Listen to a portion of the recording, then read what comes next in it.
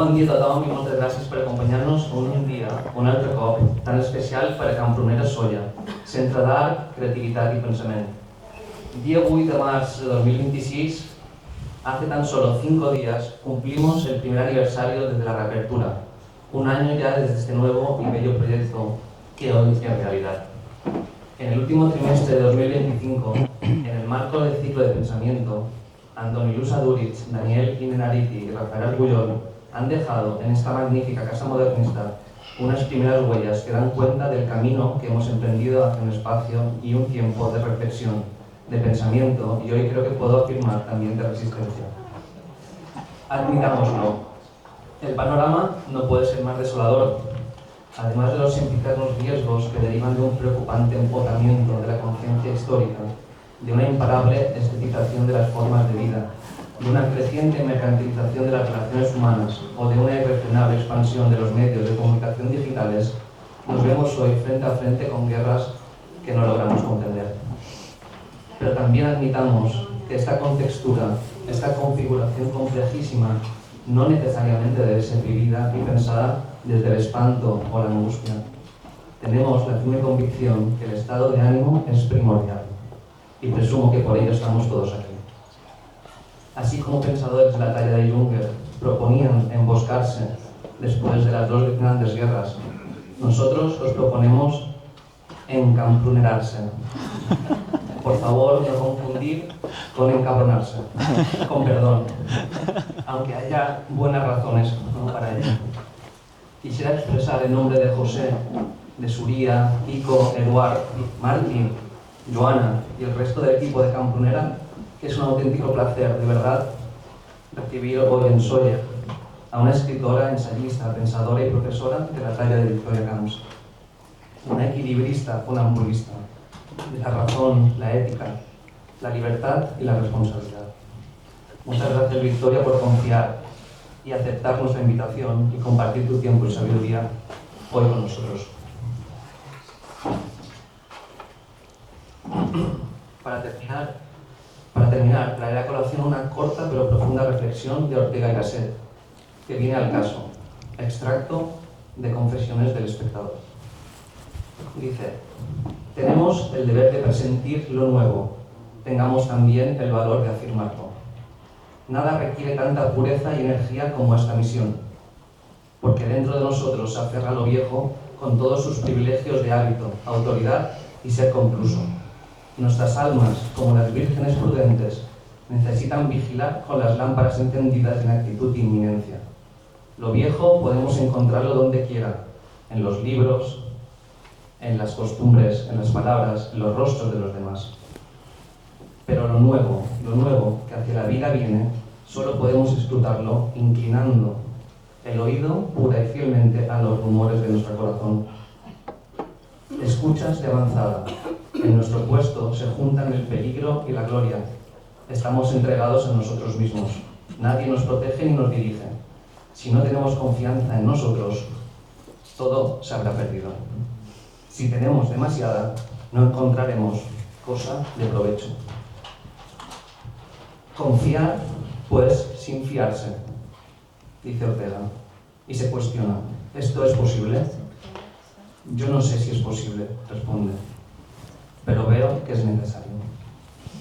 De nuevo, gracias, Victoria, y gracias a todos ustedes por su presencia, que honra a nuestra ilustre invitada. Espero que disfruten de la conversación.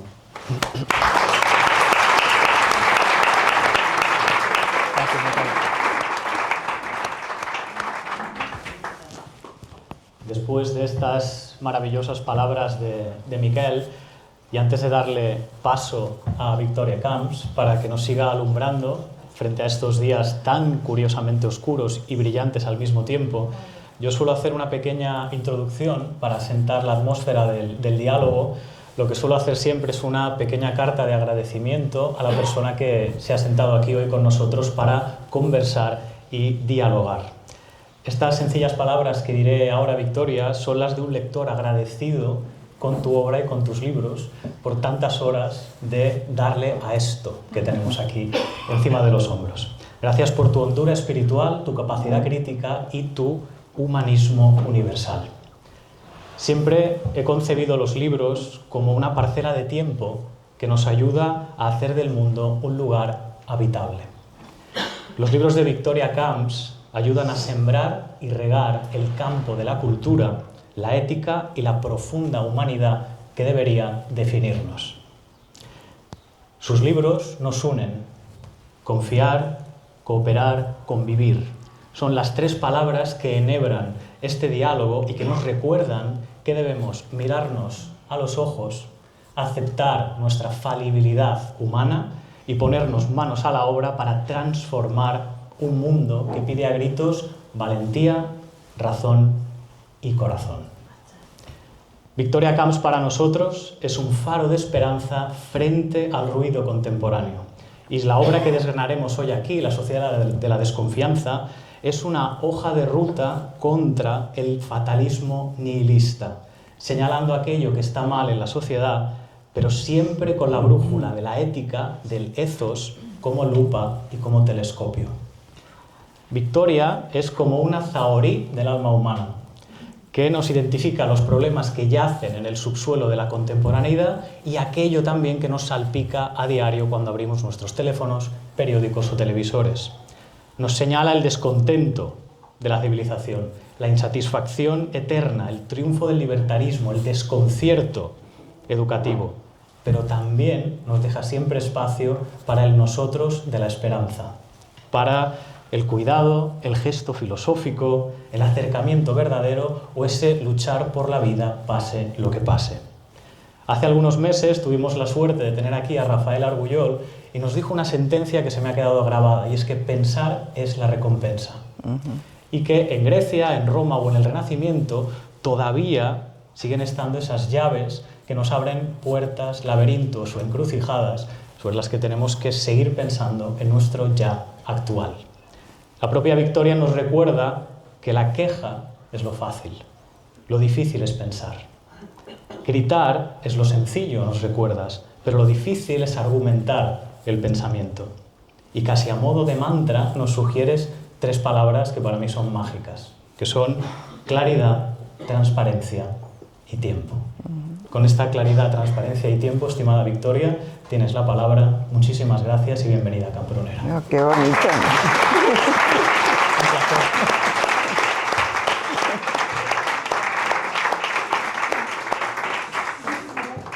Bueno, bon dia a tothom i moltes gràcies per aquesta esplèndida acollida. No m'ho esperava, eh?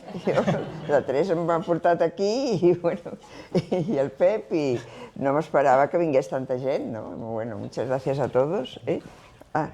Me lo tengo ahora. Perfecto. Muchas gracias porque bueno, me siento muy bien, muy a gusto, y en esta hora además intempestiva de un viernes, ¿no? Para hablar de filosofía. Te agradezco muchísimo todo lo que has dicho, se lo agradezco también a Miquel, ¿no? La cita de Ortega me hubiera venido estupendamente para... ¿Dónde está Miquel? Aquí está Miquel. Me hubiera venido estupendamente para el libro, pero no la conocía. Y además me habéis llamado zahorí, funambulista y equilibrista, o sea, nada menos, ¿no? En 10 minutos.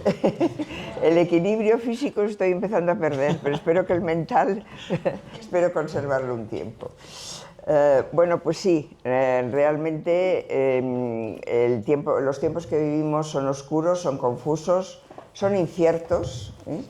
Creo que la incertidumbre es una de las razones por las cuales ha empezado ese ambiente tan polarizado, sobre todo en el ámbito de la política, ¿no? de confrontación constante, de hostilidad, de no abordar cuestiones graves que tenemos y que deberíamos saber resolver entre todos, y que no llegamos a afrontarlas porque no hay forma de hablar sin pelearse.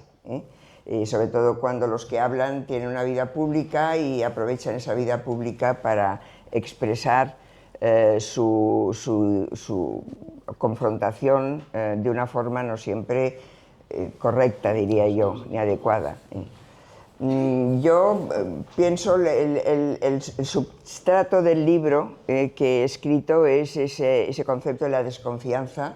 Creo que es una idea que define bastante bien la sensación que tenemos, ¿no? Que no confiamos en casi nada, ¿no? No se trata solo de poner en el objetivo la política, que es quizá lo primero en lo que uno piensa, ¿no? Nos desconfiamos de los gobiernos que tenemos y de la forma en que se está desarrollando una democracia que se deteriora, parece que cada día, pero también de otras muchas cosas, ¿no? Yo pensaba mucho cuando empecé el primer capítulo del libro, pues en vivimos en una sociedad de servicios, hay muchas empresas y sobre todo grandes empresas tecnológicas, bancos, telefónicas, que nos ofrecen servicios y con las que nos cuesta mucho relacionarnos de una forma amable, de una forma, en fin, humana, ¿no? Humana, porque todo se sustituye por máquinas, por robots, por formularios que hay que llenar. La relación personal parece que se complica cada vez más. Los medios de comunicación tampoco son fiables, ¿no? Porque la mayoría no se leen. Lo que se usa para informar son las redes sociales, y las redes sociales engañan, y hay que tener un criterio previo para saber qué escoger y qué realmente es información verídica y qué no lo es. La inteligencia artificial es verdad que nos ayuda en muchas cosas, pero también nos complica la vida, ¿no? A veces nos metemos en webs para hacer un trabajo tan sencillo como es una factura, y resulta que hacer una factura digital es más difícil en fin, que escribir un libro casi, ¿no? Entonces, el ambiente es raro, el ambiente es de desconfianza, y además una desconfianza que nos llena de una sensación también como de impotencia, ¿no? Yo creo que ese tiempo que estamos viviendo empieza sobre todo con la primera crisis. Hemos ido encadenando crisis. La primera de ellas fue la económica en 2008. Esta crisis, sin embargo, tuvo una reacción popular, que fue el movimiento de los indignados. Un movimiento emotivo, ¿no? El papel de las emociones es un tema que yo también me ha gustado estudiar y relacionarlo con la función que tiene en la ética. Las emociones nos mueven a actuar, pero tienen que ser emociones pensadas, ¿no? O sea, una vez nos indignamos, pensar, bueno, ¿por qué me indigno? ¿Qué está pasando? ¿Cuáles son las causas? ¿Cuál debe ser la reacción? En aquel momento la reacción de indignación trajo consigo un sentimiento de podemos cambiar el mundo. Hubo un partido que se llamó Podemos, que casi ha desaparecido, pero por ejemplo la campaña de Obama cuando ganó las elecciones en Estados Unidos tenía un eslogan que era Yes we can, o sea, el sentimiento de poder cambiar el mundo existía. Hoy no existe ni eso. Hoy lo que hay es un sentimiento de impotencia. No se puede hacer nada, nadie está dispuesto a actuar, nadie está dispuesto a actuar bien, y por lo tanto lo que hay que cambiar, aparte de muchas cosas, de muchas instituciones, hay que cambiar estructuras, pero también tenemos que cambiar nosotros mismos. O sea, tenemos que darnos cuenta de algo que la pandemia puso de manifiesto. Somos interdependientes. No podemos tener un concepto de libertad que parta del yo y solo piense en el yo, puramente egoísta, ¿no? Es decir, soy libre para hacer lo que quiera, lo que me dé la gana, lo que desee, con una única limitación, que es la limitación de la ley. No puedo saltarme un semáforo si me da la gana porque me multarán, pero todo lo demás, cosas más importantes, puedo hacer lo que me dé la gana. No tengo que pensar en nadie, ni siquiera en construir una propia individualidad, ¿no? Que no sea dejarme llevar por todas las inercias, por todas las modas, por toda la publicidad, por la propaganda, por los influencers, por lo que sea, ¿no?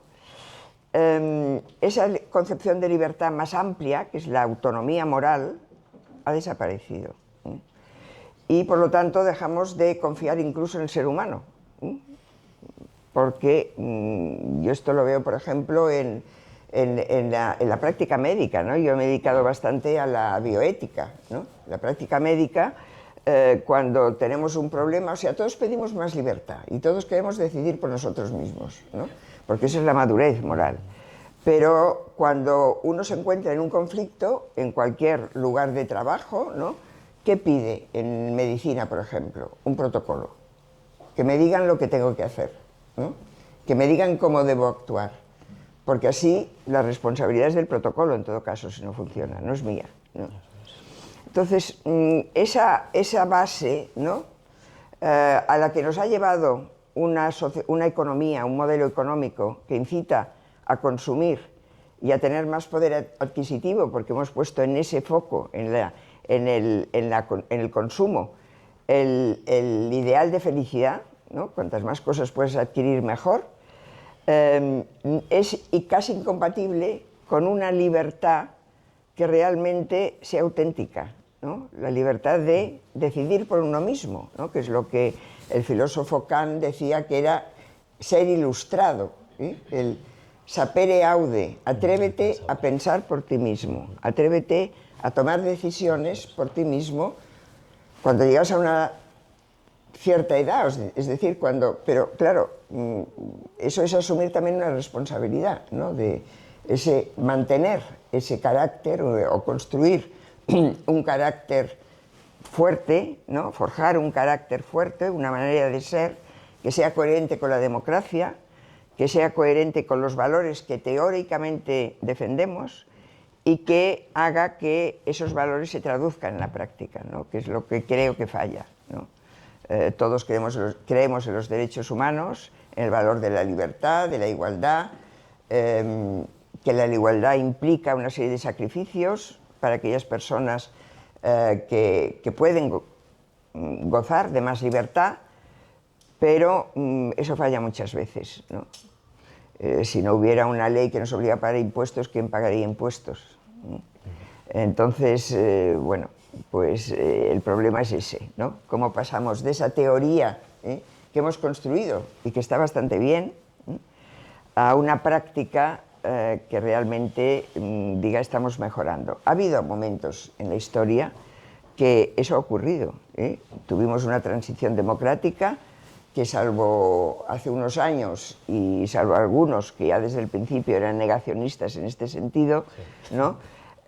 Ha sido bastante alabada, ¿no? Y que nos ha llevado a una democracia muy homologable con un ideal de democracia, ¿no?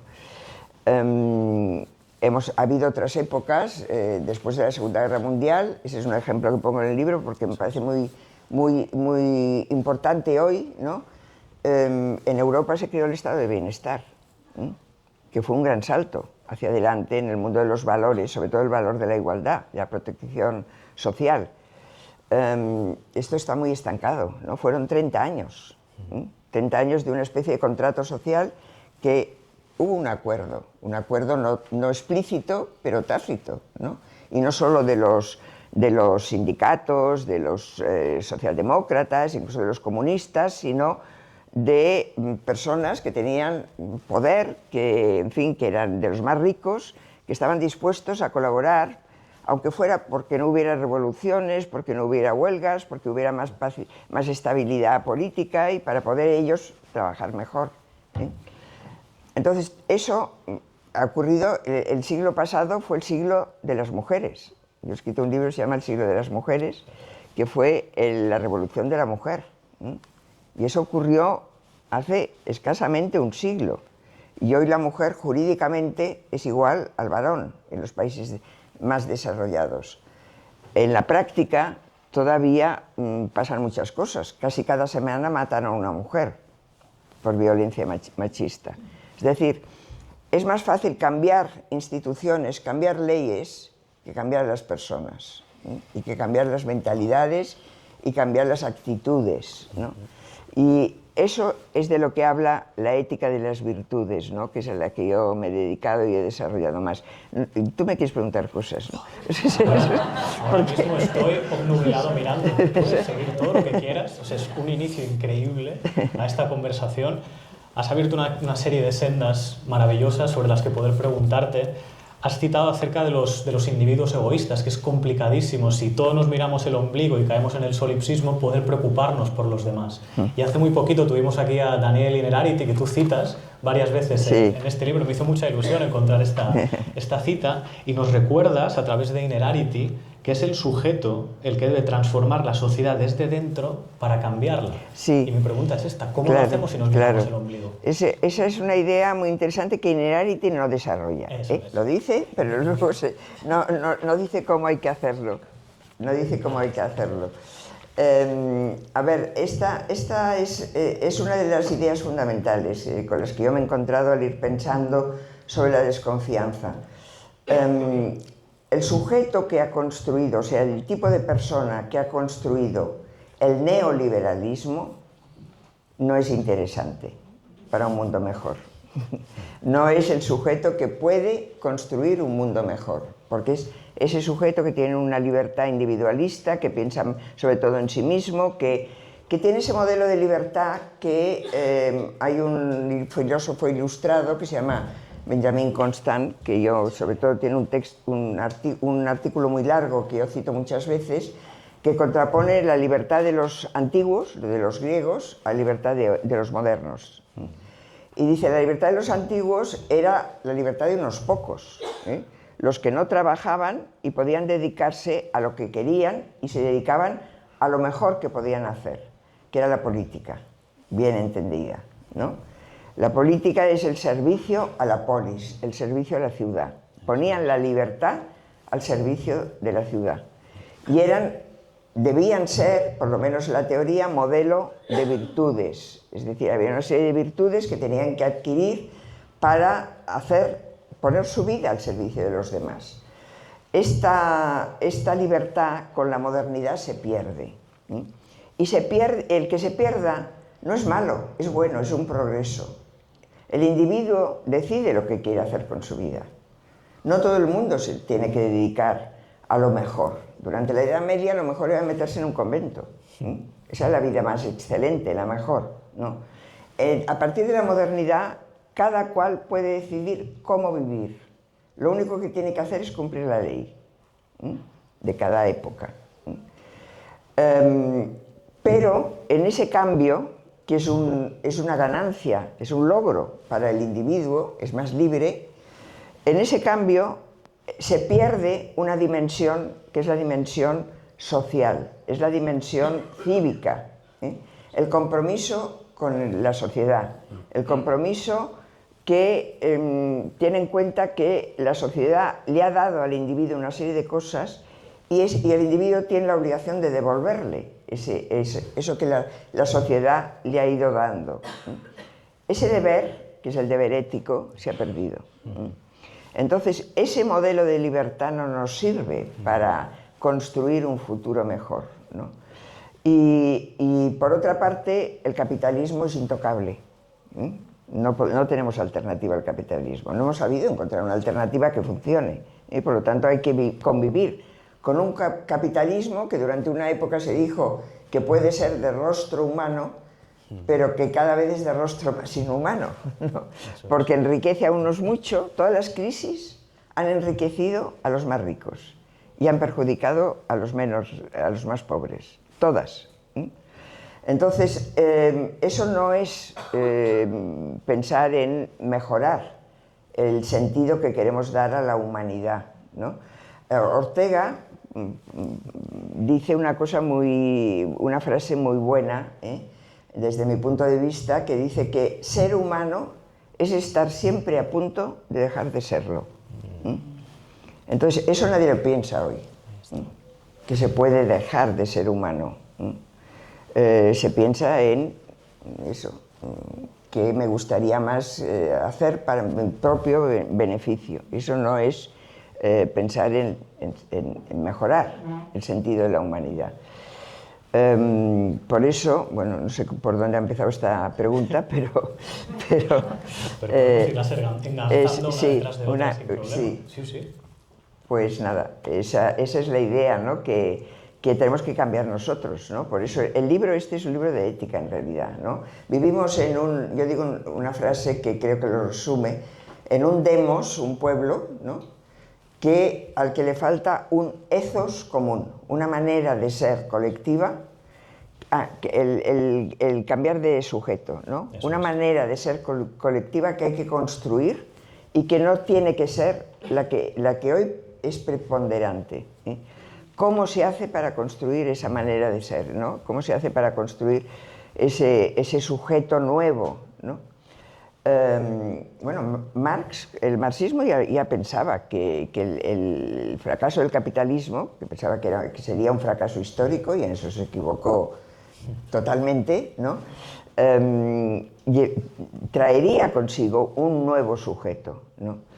El sujeto no cambia de un día para otro, pero puede ir cambiando, y en parte hemos cambiado a lo largo de los siglos. Es decir, las relaciones entre las personas, hombres y mujeres, hoy son distintas, ¿no? Aunque haya machismo todavía, pero son distintas. No hay súbditos hoy de los gobiernos democráticos, hay ciudadanos, ¿eh? O sea, hay personas que tienen su propia autonomía y que piensan por sí mismas, o que por lo menos pueden hacerlo, ¿eh? Y nadie les dice nada si contradicen a los gobiernos de turno, ¿eh? Entonces, ese sujeto puede cambiar, pero lo tenemos que cambiar entre todos, ¿no? Porque la educación, que es la vía, ¿eh? No es solo una cuestión familiar y escolar, ¿eh? La familia y la escuela son importantes, pero los adultos en general, ¿eh? Son los que tienen que influir allí donde estén en enseñar, ¿eh? Porque aunque no se quiera enseñar, algo se enseña a las generaciones más jóvenes, enseñar una manera de proceder, de ser, de actuar, ¿no? Distinta. Yo creo que no somos conscientes de que tenemos esa obligación, ¿no? Y por eso el sujeto no cambia, el sujeto empeora. Eso es. De hecho, Victoria, nos hablas de la libertad responsable, que todo gran poder conlleva una gran responsabilidad. Y ser libres también tiene responsabilidades y límites, muchas veces. Citas varias veces en el libro a Immanuel Kant sobre esa gran pregunta que nos debemos hacer como ahora seres insertados dentro de esta sociedad democrática, que es el ¿qué debo hacer? Y a mí esto me hizo detenerme ante esta frase para preguntarte hoy delante de todos ellos el ¿qué debemos hacer? Entonces, una transformación, debemos transformar la educación a nosotros mismos primero. A ver, ¿cómo lo hacemos? La educación la transformamos cada vez que cambia el gobierno. Pero la transformamos en un sentido que no es el que llega al fondo de esa obligación de transmitir unos valores cívicos, ¿no? Eso en los programas, en los currículums, está como un objetivo, pues hay que inculcar pensamiento crítico, pero eso no dice gran cosa, ¿no? Porque, a ver, transmitir valores éticos no es una teoría, no se hace... Esto es, Aristóteles es que lo explica mejor. Enseñar ética no es como enseñar matemáticas. Enseñar ética es una práctica. Se enseña con la práctica, se enseña con el ejemplo. Si no hay buen ejemplo, no se enseña. Lo que se traduce es el mal ejemplo, ¿eh? Y tampoco lo enseñan las leyes. Las leyes obligan a determinados comportamientos, pero una sociedad liberal se desprende de muchas leyes que no son necesarias porque se supone que ya las hemos asimilado, ¿eh? Y que son costumbres que deberían ser ya hábitos de comportamiento que se traducen, que son formas de expresar, por ejemplo, el respeto a los demás, ¿no? El no insultar, ¿no? No hay ninguna ley que prohíba insultar, ¿no? Puedes denunciar una calumnia, puedes denunciar algunas cosas, pero el no insultar, el hablar con un cierto respeto, la palabra respeto es muy bonita, significa volver a mirar, respicere, significa volver a mirar, ¿no? Es decir, detenerse en la otra persona, ¿eh? No pasar de largo, no tratarla de cualquier manera, no despreciarla, sino tener en cuenta que es otra persona, que tiene una dignidad. Eso no lo pueden prescribir las leyes en una sociedad liberal, ¿eh? pero tendríamos que tenerlo asimilado. Y se transmite con las prácticas, se transmite con el ejemplo. Si no hay ejemplo, o si el ejemplo va en contra de esa transmisión, pues no, el sujeto no cambia. Eso es.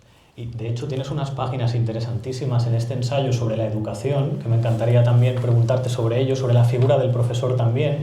Dices que nos hemos equivocado a nivel social también en extraburocratizar todo, también el oficio de profesor, que para mí es oficio, no profesión, porque el oficio tiene más artesanía dentro y es mucho más vocacional. Sí. Dices que educar en valores no es lo que se debería hacer, sino hacer de eso una virtud, es decir, educar como una virtud.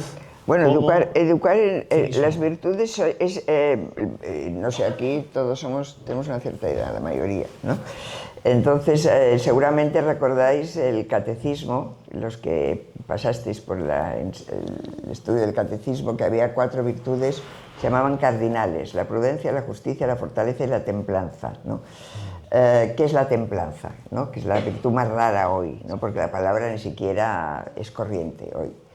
La templanza es el moderarse en el comportamiento, la capacidad de limitar el comportamiento excesivo, ¿no? El comportamiento que es seguir el impulso de una emoción, enfadarse, pero no enfadarse de la manera correcta, ¿eh? En cambio, la templanza te obliga, si te enfadas, a reflexionar y a decir, bueno, ¿por qué me enfado? A pensar un poco, reflexionar y traducir el enfado a algo que tiene un valor y un sentido, ¿eh? Eso hoy ha desaparecido porque la educación misma es muy permisiva, las familias también lo son, es decir, parece que hay que proteger al niño más que educarle, ¿no? Entonces, bueno, así no cambia, ¿no? El sujeto tampoco. Y entonces la nueva educación, ¿no? Eso que se llama la nueva pedagogía, que es lo que se va introduciendo cada vez que hay un cambio de ley de educación, que se va introduciendo matices sobre esa nueva pedagogía, parte de una concepción del niño de que debe por sí solo educarse de alguna manera, ¿no? Que el maestro ayuda, pero simplemente ayuda, ¿no? Yo digo que es una idea de educar que viene de Rousseau, ¿eh? Rousseau pensaba que el niño es bueno por naturaleza, que la naturaleza no tiene maldad ninguna, ¿eh? Es la sociedad la que pervierte la naturaleza. Y lo que debe hacer la educación es extraer esa bondad natural de las personas, ¿no? Entonces, claro, eso elimina de alguna forma toda disciplina, toda coacción, toda represión, porque lo que hay que intentar es que salga de dentro de la persona aquello bueno que tiene dentro, ¿no? Esa es una idea muy peregrina, ¿no? De lo que significa educar. Todos los que hemos tenido hijos o que hemos sido profesores, esto lo sabemos de sobra, ¿no? Educar de alguna manera, enseñar incluso, es imponer algunas cosas. Luego la persona las adaptará a su vida, las acogerá o las criticará. Pero en principio hay que estar convencido de que hay unos valores y esos valores hay que transmitirlos, o que hay unos conocimientos que hay que transmitirlos. La nueva pedagogía se fija más en el método que en los contenidos, ¿no? Entonces el método está bien, ¿no? Pues, técnicas para motivar, para conseguir inculcar unos conocimientos, entre los cuales la ética se entiende como un conocimiento más, y he dicho antes que la ética es una práctica, no es un conocimiento más. Pero el método solo es poco, ¿no? El método solo es poco y no es por ahí por donde habría que renovar la educación. Los que están en las trincheras de la educación, que son los profesores, muchos de nosotros lo somos aquí o tenemos amigos que lo son, a mí siempre me dicen, Kiko, es que estamos hasta arriba de papeleo burocrático, y no podemos ejercer ese antiguo oficio que servía para modelar almas o también para alumbrar almas, para decirles a los alumnos aquí está el camino. ¿Cómo recuperamos también esa vocación? Sí, bueno, la burocracia no es culpa de los maestros, es culpa de otros, claro, ¿no? Esos que introducen burocracia cada vez más, y eso es verdad. Sí. Pero también es verdad que vivimos en un mundo, esa también en una idea que Ortega ya empezó a desarrollar cuando habla de la técnica, vivimos en un mundo de especialistas, de expertos en cada cosa. Exacto. Entonces, hay un problema y se busca un experto para que lo resuelva, ¿no?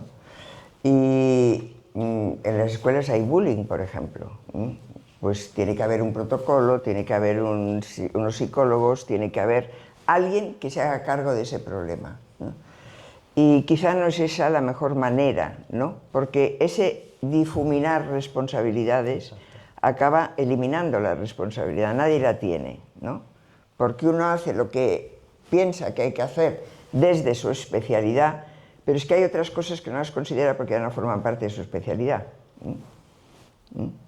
Entonces, claro, esa visión más global es la que una disciplina, un oficio, como es el de la educación, el de la enseñanza, que es bastante vocacional, ¿no?, debería atender también, ¿no?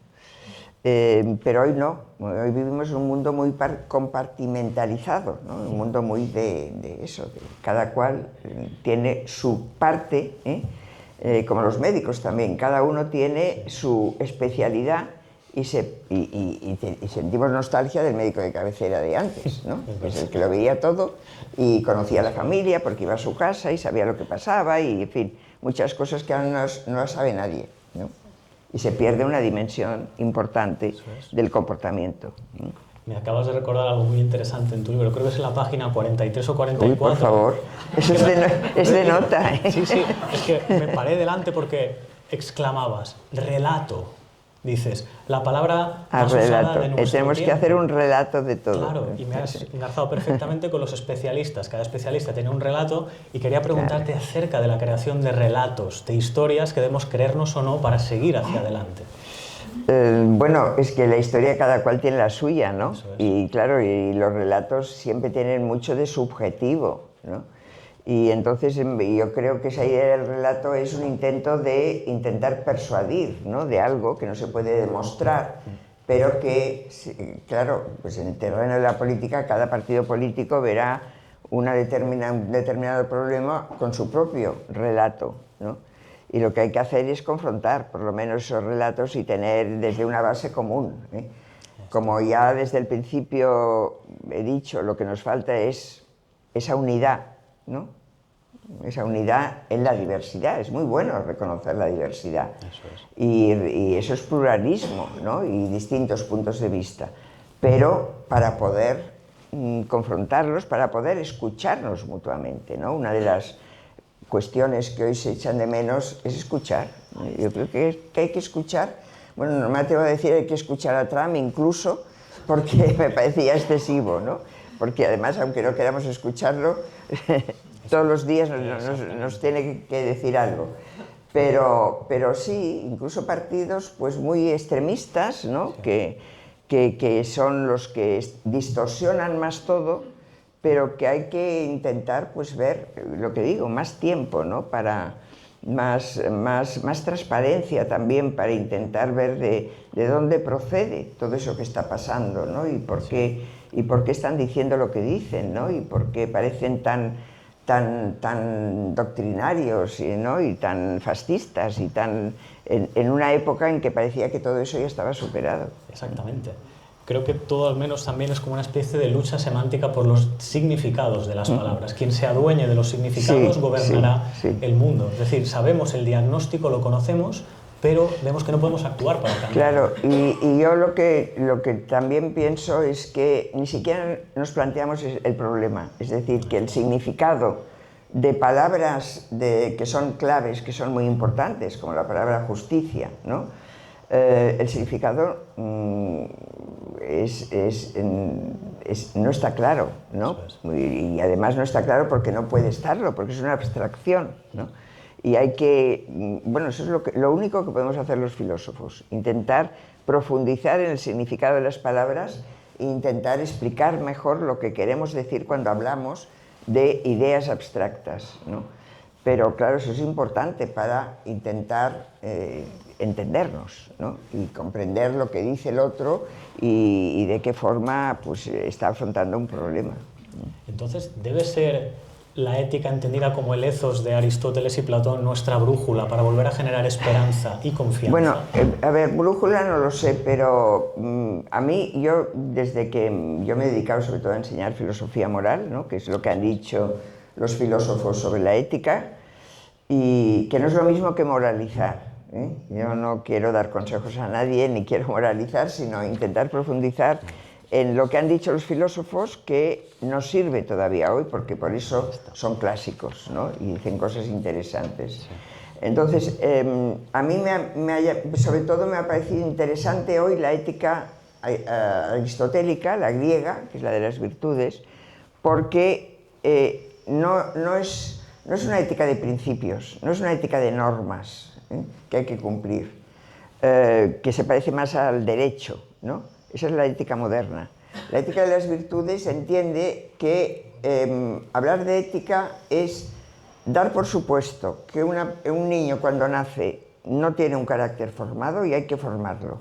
Y hay que formarlo adquiriendo una serie de cualidades, y eso son las virtudes, ¿no?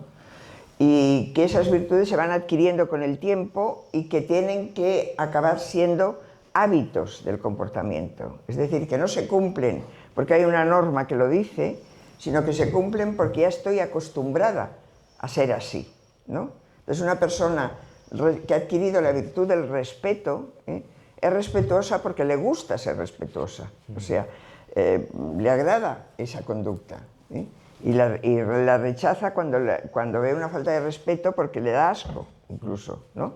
Que se produzca esa forma de proceder. Esa es la ética que necesitamos si queremos cambiar a las personas, que cambien las personas, empezando por una misma, ¿no? Entonces, bueno, esa es la cuestión, ¿no? Eso es un tema de crear un clima distinto, ¿no? Hay economistas, hay unos economistas que a mí me gustan, que se llaman Acemoglu y Robinson, que hablan mucho de este tema, ¿no? Y se preguntan en un libro por qué fracasan las naciones, ¿no? Y hacen una serie de reflexiones y proponen crear círculos virtuosos. Una empresa, por ejemplo, un equipo médico, una escuela, debería procurar, que eso no es ni una asignatura ni es otra cosa, ni una competencia, como se dice ahora, es crear círculos virtuosos, es decir, que se respire en la práctica de la virtud. Eso cada cual debe imaginar la mejor manera de hacerlo, porque tampoco hay métodos que te digan hay que aplicar ese formulario, ¿no? y saldrá. Y el clima... Eso ocurrió con la pandemia. La pandemia fue el único espacio de tiempo en el cual la cooperación, la solidaridad, la ayuda mutua, la unión, las autonomías, el gobierno autonómico nunca se reunió tantas veces como durante la pandemia. ¿Por qué? Porque había un problema colectivo, un problema de bien común que había que resolver. Y si no nos poníamos todos a resolverlo, no salíamos. Y nos afectaba además muy directamente a todos. Bueno, pues eso. No digo que venga otra pandemia, ¿no? Porque además dura el cambio dura lo que dura la pandemia. Luego se olvida todo, ¿no? Pero bueno, la idea viene por ahí, debe venir. Exacto, por ahí. Ese sentido común que nos aúna también, como en las estoas antiguas que se juntaban en círculo para debatir. Exacto. Y saber exactamente cuál era el síntoma para ponerle solución, o al menos para seguir dialogando. Hay una cosa en común que tienen todos los invitados que han venido, que también abogan al final por un sentido común y un humanismo universal. ¿Es posible coger todo lo que hemos visto de estos grandes clásicos y hacer un nuevo humanismo centrado en las virtudes? Claro, yo creo que sí. Es posible. Hacerlo en teoría es facilísimo. A ver.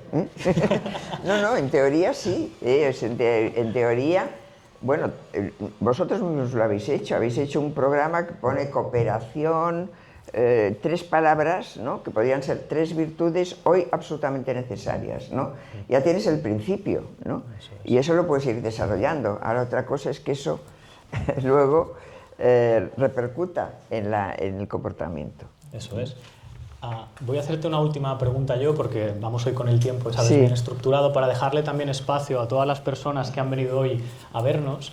Yo voy a hacerte esta última pregunta. Haces un juego semántico que me ha encantado, que es la diferencia entre ser humanitario y ser un humanista. Dices que el humanitario intenta ir a lo mínimo, poner tiritas a problemas, y el humanista intenta alumbrar lo máximo.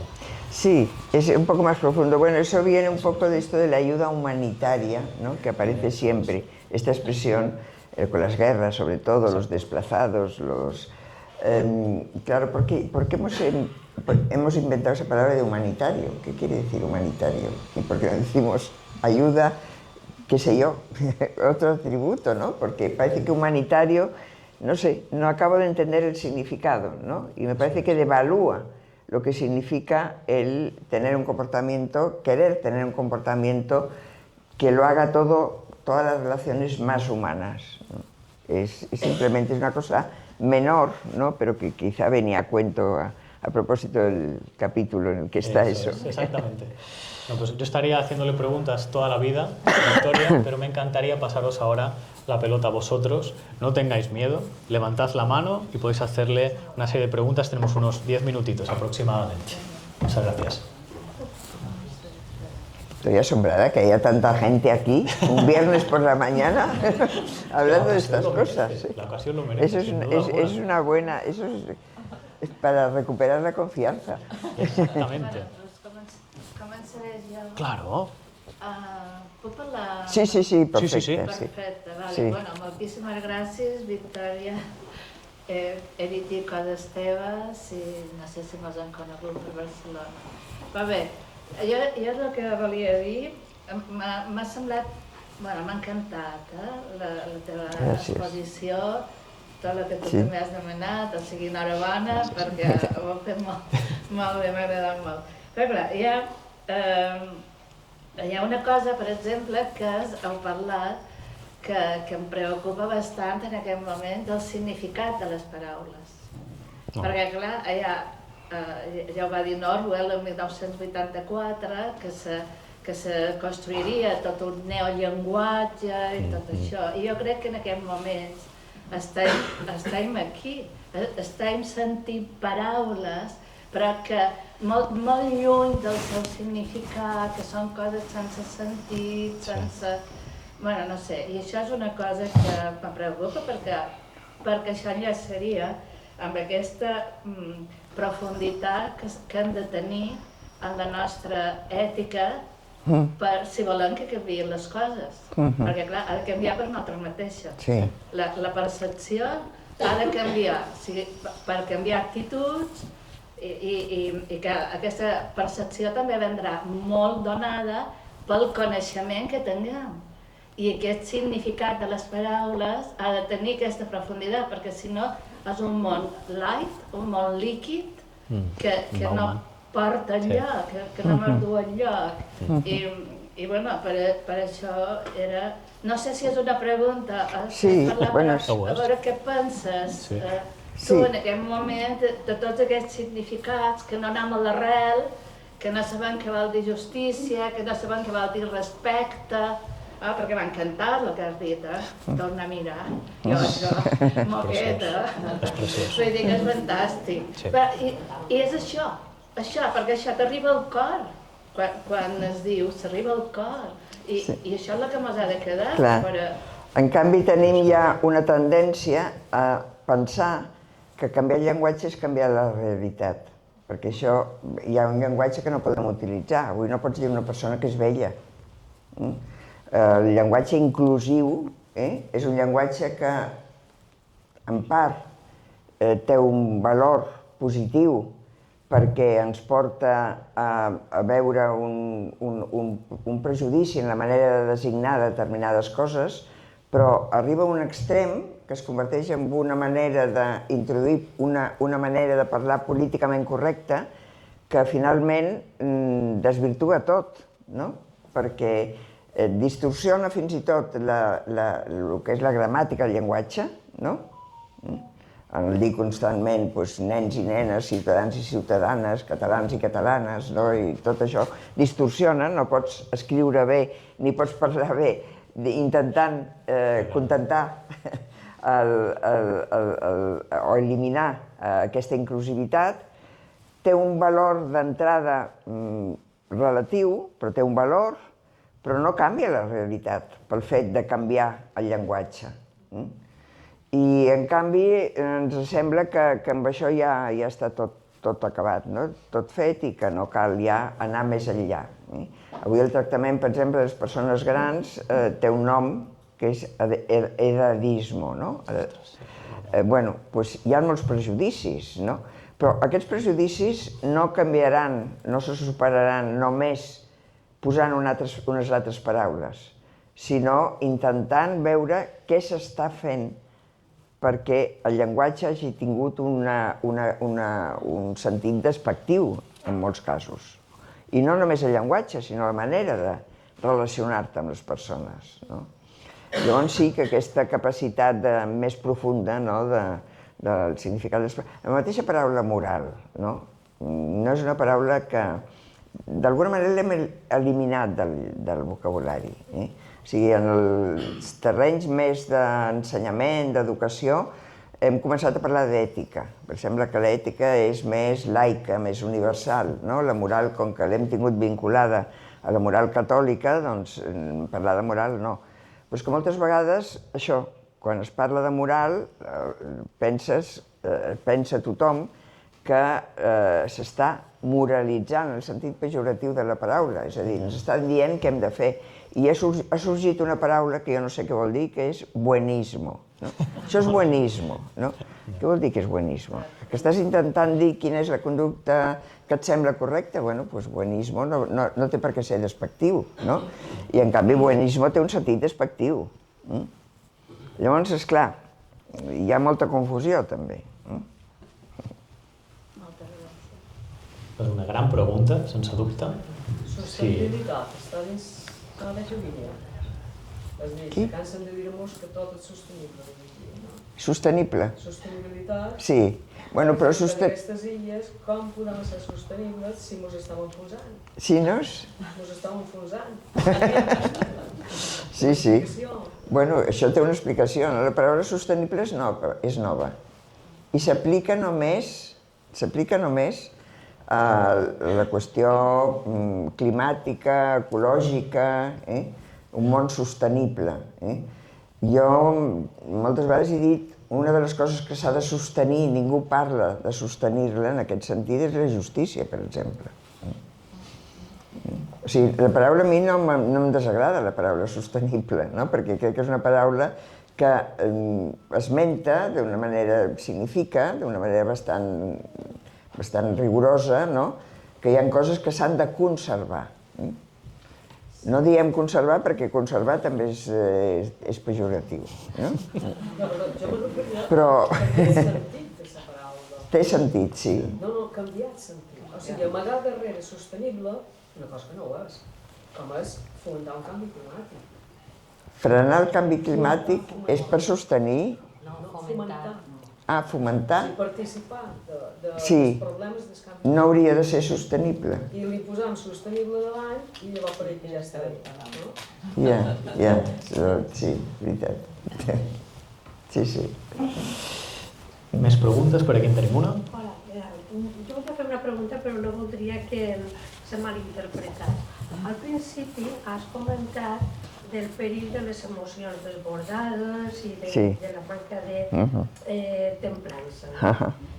Avui en dia hi ha un moviment juvenil com a molt religiós, una nova espiritualitat, que jo no sé què pensar de tot això, perquè segurament les darreres èpoques de l'Església, el Concili Vaticà II, per exemple, que fomentava molt tot allò comunitari, jo no sé si aquesta espiritualitat que fa tant èmfasi en la qüestió personal, molt d'emocions desbordades, però al meu pare una mica buit, està educant molt en els joves. D'una banda, tots aquests moviments de gimnàs, no? Que dic jo, de meditació.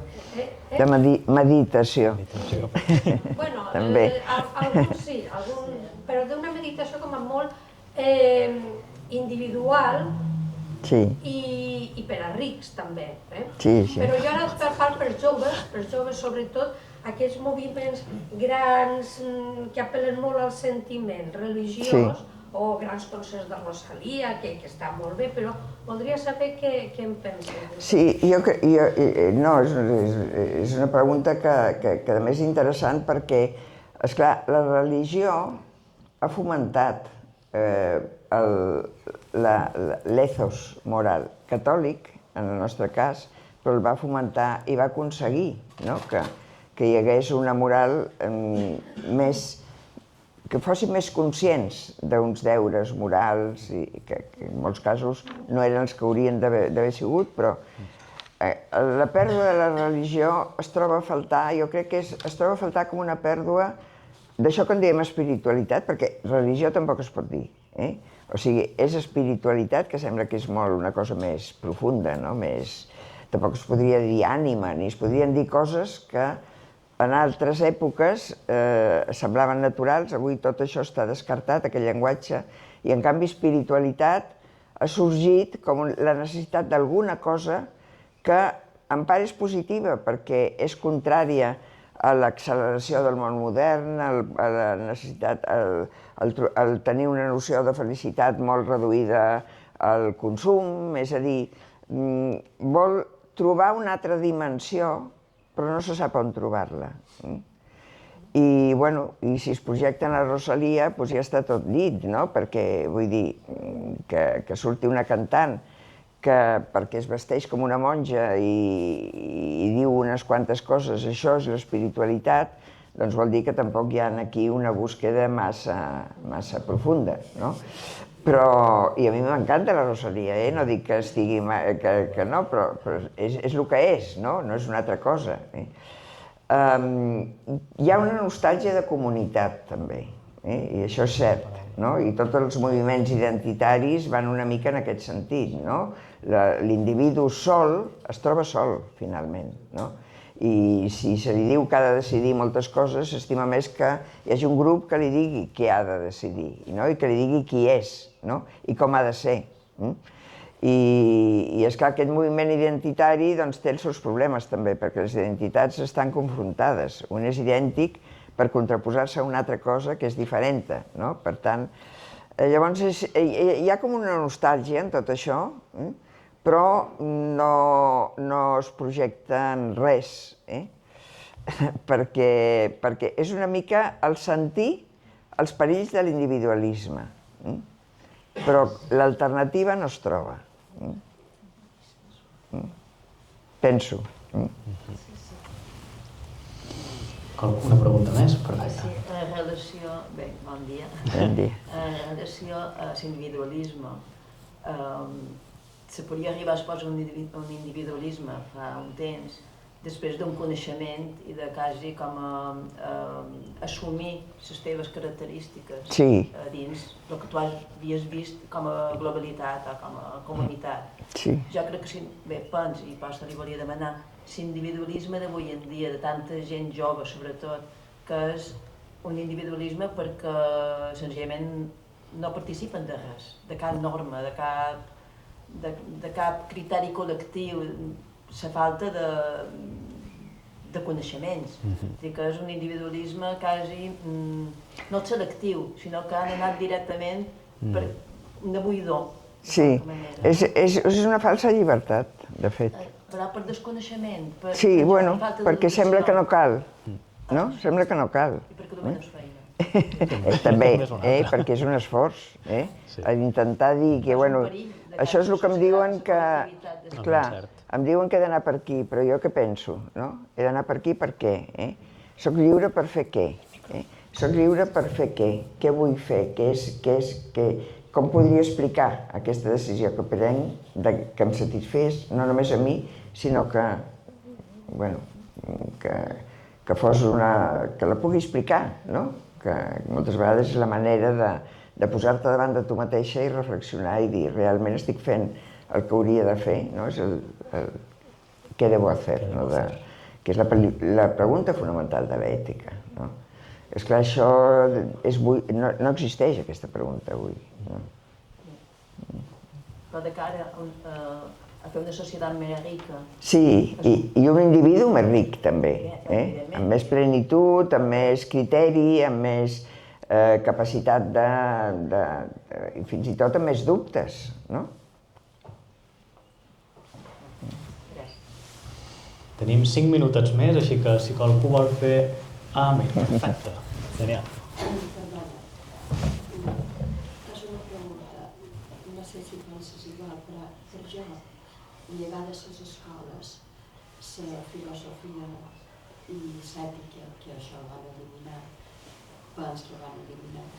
Per jo, no sé si és un gran error, mostrant perquè la gent no li ensenya a pensar per ell mateix. Quan llegues la filosofia, que és una assignatura per jo més important que les matemàtiques, per jo, però la filosofia t'ensenya a pensar per tu mateix i a tenir el teu propi criteri. Una vegada que els governs lleven això, els governs que siguin, no? És que no volen que pensin.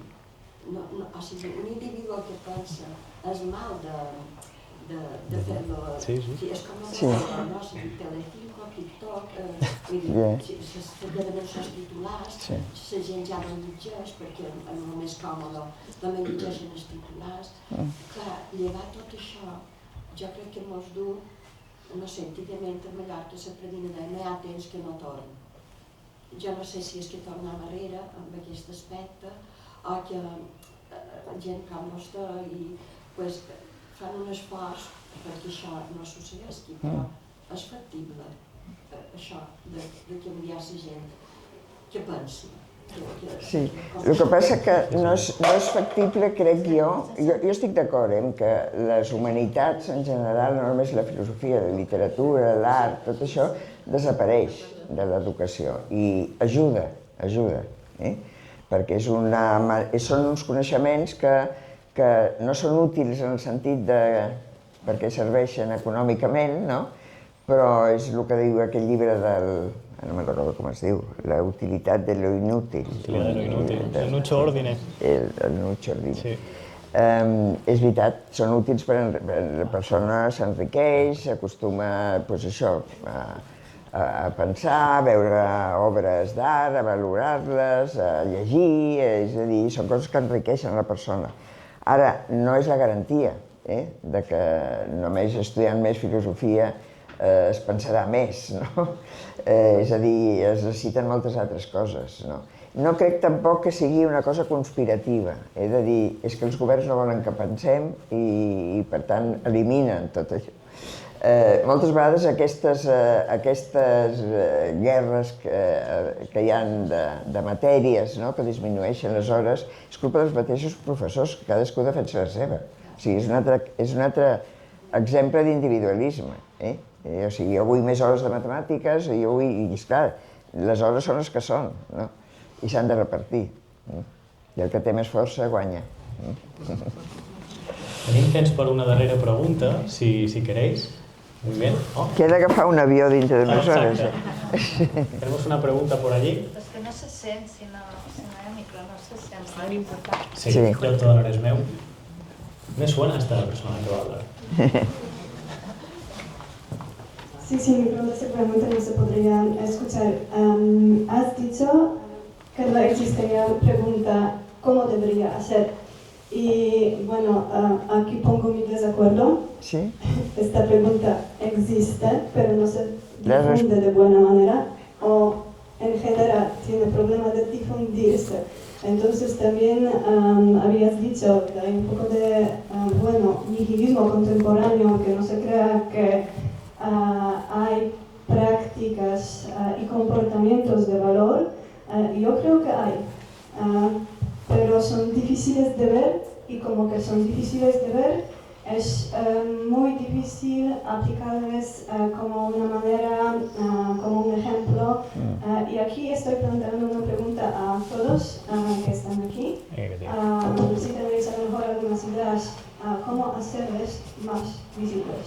Sí, no, esto es verdad, Victoria. esto es verdad. Victoria, toma. Es verdad que solo la mala noticia es noticia, ¿no? Y solo el mal ejemplo es un ejemplo que guste difundir, ¿no? Entonces las cosas buenas, como ya son buenas, ya no hace falta hablar de ellas, parece, ¿no? Y no se exponen, no son visibles, y yo creo que hay muchas más buenas personas que malas personas, estoy convencida, ¿no? Y con voluntad de hacer las cosas bien, incluso en la política, ¿no? Hay mucha gente en la política que quiere hacer buena política, pero que no acaba de poder, no por sí mismo, sino porque el entorno es el que es y porque además lo que trasciende públicamente es lo malo, no es lo bueno, ¿no? Y eso es verdad, ¿eh? Pero bueno, difícilmente esto lo cambiaremos, ¿eh? Es la comunicación la que debería cambiar y eso es muy complicado, ¿eh? Y luego también es no sé, la pregunta ¿qué debemos hacer en el sentido moral de la palabra? Yo no sé hasta qué punto es una pregunta hoy corriente, ¿eh? Es decir, es una pregunta reflexiva, ¿eh? Y la reflexión no abunda, ¿eh? Yo diría que no abunda, ¿eh? O que se contesta de una forma frívola, ¿eh? Que es sin pensar. Pero bueno, gracias por la pregunta. Fantástico. Pues, queridos amigos, amigas, muchísimas gracias por haber venido y asistido. Ahora, si queréis, tenéis 10-15 minutitos como mucho para venir a hablar con Victoria. Ella estará encantada también de firmaros los libros, porque después es cierto que ella tiene que coger un avión. Entonces, ¿tenemos tiempo? Sí. No. 5 o 10 minutitos. 5 minutos. ¿Estaría 5 minutitos? Vale. Muy bien, fantástico. ¿Sí? Muchísimas gracias. Vale. Gracias.